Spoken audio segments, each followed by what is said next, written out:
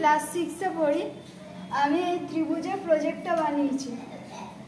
এটা হচ্ছে ত্রিভুজ। ত্রিভুজের ডেফিনেশনটি হলো তিনটি রেখাংশ দ্বারা সীমাবদ্ধ চিত্রকে বলে ত্রিভুজ। ত্রিভুজের বিভিন্ন অংশ হয়, তার মধ্যে একটি অংশ হলো বাহু বা ভুজ। যে তিনটি রেখাংশ দ্বারা ত্রিভুজ গঠিত হয়েছে তাদের প্রত্যেকটিকে বলে বাহু। আর একটা হলো কৌণিক বিন্দু। দুটি রেখা পরস্পর মিলিত হলে একটি কোণ উৎপন্ন হয়। যে বিন্দু দুটি বাহু মিলিত হয় তাকে কৌণিক বিন্দু বলে। আরেকটা হলো শীর্ষবিন্দু। ত্রিভুজের ভূমির বিপরীত কৌণিক বিন্দুকে বলা হয় শীর্ষবিন্দু। যেহেতু ত্রিভুজের প্রতিটি বাহু ভূমি, তাই ত্রিভুজের তিনটি কৌণিক বিন্দুই হলো শীর্ষবিন্দু। ত্রিভুজের প্রকারভেদ।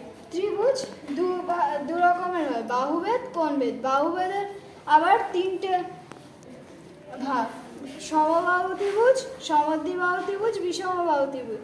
আর কোণভেদেরও তিনটি ভাগ: সূক্ষ্মকোণী ত্রিভুজ, সমকোণী ত্রিভুজ, স্থূলকোণী ত্রিভুজ। সমদ্বিবাহু ত্রিভুজের এখানে আঁকা আছে। সমদ্বিবাহু ত্রিভুজের ডেফিনেশনটি হলো যে ত্রিভুজের দুটি বাহুর দৈর্ঘ্য পরস্পর সমান তাকে সমদ্বিবাহু ত্রিভুজ বলে। এখানে সমবাহু ত্রিভুজ। যে ত্রিভুজের তিনটি বাহু সমান তাকে সমবাহু ত্রিভুজ বলে। এটা হচ্ছে বিষমবাহু ত্রিভুজ। যে ত্রিভুজের তিনটি বাহুর দৈর্ঘ্য অসমান তাকে বিষমবাহু ত্রিভুজ বলে। এখানে সূক্ষ্মকোণী ত্রিভুজ।